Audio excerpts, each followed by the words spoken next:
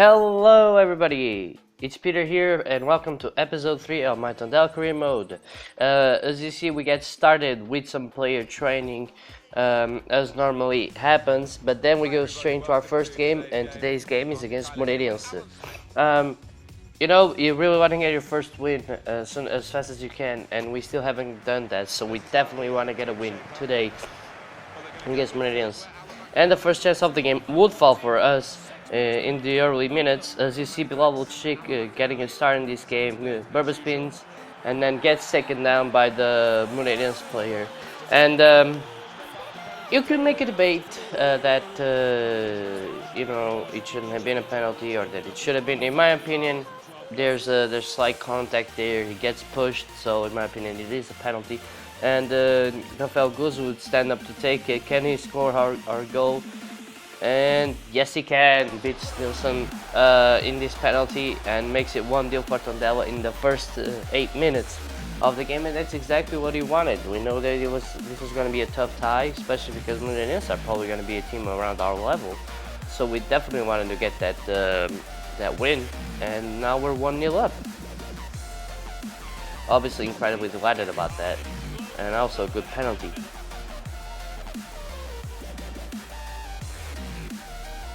He gets his second goal in the Portuguese league as well. Then the next chance of the game would fall from Moreirense, though, as they are trying to get back into this game. As Vitor Gomes is on the ball, he passes it to a player, and Raul Godinho makes a very good save in this game. And honestly, he's quite a very good goalkeeper. You know that I'm obviously a couple of episodes ahead, and this guy is just insane. Anyway, the next chance of the game would fall for us on the 23rd minute. Swokobo gets in the end of that Rafael Guz corner, but the goalkeeper makes a good save, and then Renato Sanchez tries to shoot from far away, but the goalkeeper comfortably saves it. The next chance would once again fall from a corner, but this time Nilsson punches it away. It falls straight back to Rafael Guz, who crosses it in, but André Silva is denied by a simple save by Nilsson. Then the next chance would fall for Moreirense, as they almost equalize there with Alan Shones. A very, very good shot, but just wide off that post.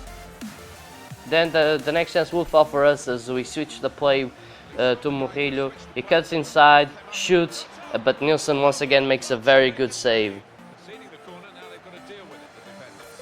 But the ball would go out for a corner, obviously. But very decent save here.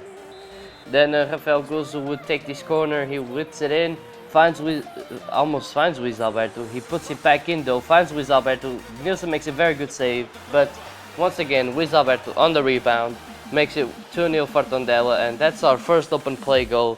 And very happy about that, because we definitely need to score goals that aren't just from penalties. Nilsson made a very good first save, but he couldn't do anything on the rebound, and Luis Alberto, our skipper, turns it in for the 2-0.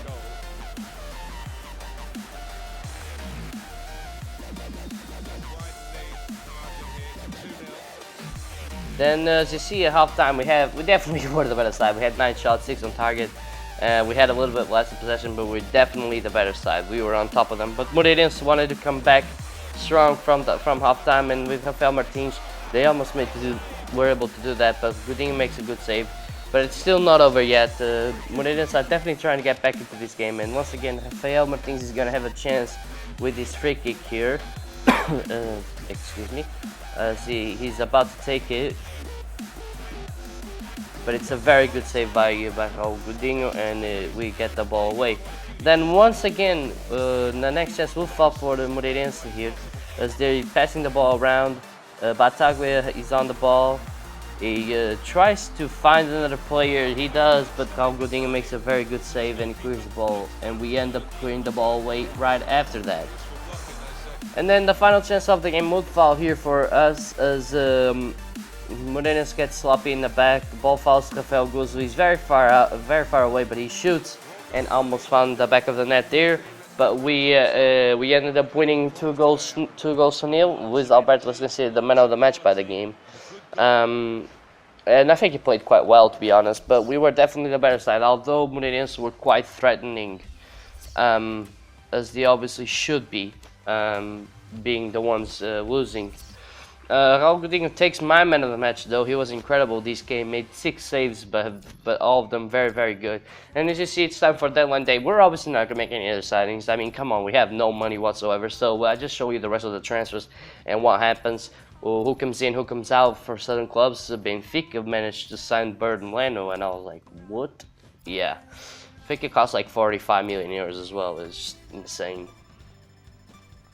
And they would be the team that we would face up next, as you'll see in a moment's time. Firstly, simulate a couple of training sessions, though. As you see, John being the highest player on these drills, he's quite a good player. Definitely feels higher than 70 overall. As you get to see, I also show you a squad report. I'm not sure when I'm gonna show these because I usually forget when there's a new month. I get straight into the games. But there you go, there's quite a good growth in here. Some players not growing as I wanted them to, but you know, there's still time. The season's still young, so hopefully they'll keep on growing on later episodes. Definitely happy with Renato Sanches, Rafael Guzzo, and also Jean Murillo. Excuse me for that one again. Andres Silva also growing, but he's not doing that well, so I might start Balde in the future if he gives me reasons to do so. As you see, we simulate another training session as Rafael Guzzo takes the spotlight on this one with an A. Very, very good by the young Portuguese. And there we go. The game against Benfica is here. Obviously, not much to expect from this. I obviously expected a loss, and especially since Raul Jimenez scored 2 goals on the last game. So definitely have to be on the lookout for him.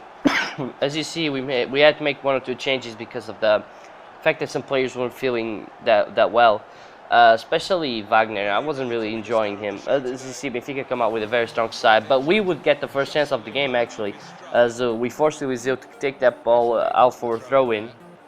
Bilal Lucic was on 1 from Benfica. Passes it to Vitor Garcia, who crosses the ball into John Murillo, another Benfica loanee, but Burton Leno makes a save quite comfortably actually, since he's a very tall and good goalkeeper.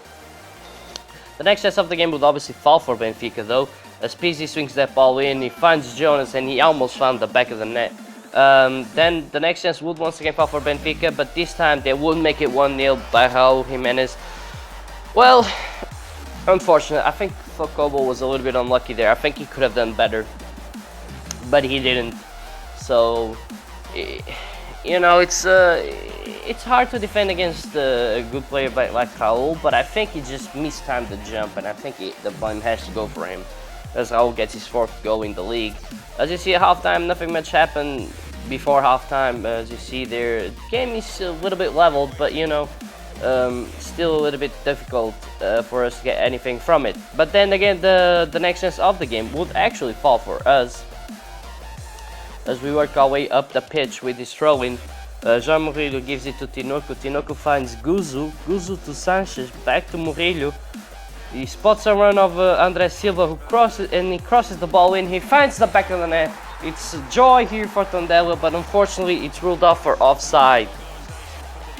Gutting really, because I thought that was gonna be it. I thought that was gonna be 1-1, but unfortunately for us, Andres Silva is just offside, and it's a good decision by the referee. The next chance would fall for Benfica though, and once again Raul Jimenez is the danger man, and unfortunately for us he makes it 2-0. Now excuse me guys for my coughing, but I'm really struggling to do this commentary, but I really want to get this out, so sorry about that, apologies, as I am doing my best not to cough. Anyway, he makes it 2-0, he scores his 2nd goal of the game, and Raul was just being unstoppable today. But then again, the next chance of the game would actually fall for us, as we take the ball up the pitch with Tinoco. We find Balde, who just came off the bench. He finds John. John crosses the ball in back to him, and Balde, out of nowhere, makes it 1-2 for Tondela. And just like that, we're back in the game. That was a good combination play between him and John.